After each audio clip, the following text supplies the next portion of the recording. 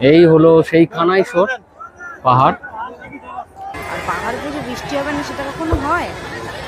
এই হচ্ছে পাহাড় পুজোর, পাহাড়ের নিচে যে পুজো হয় সেই পুজো। তো এরা হলো দেহেরি।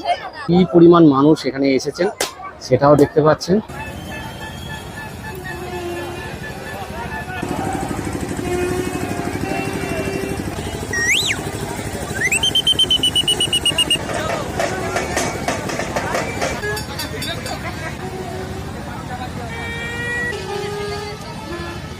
প্রচুর প্রচুর মানুষজন কাতারে কাতারে উঠছে পাহাড়ে আজকে।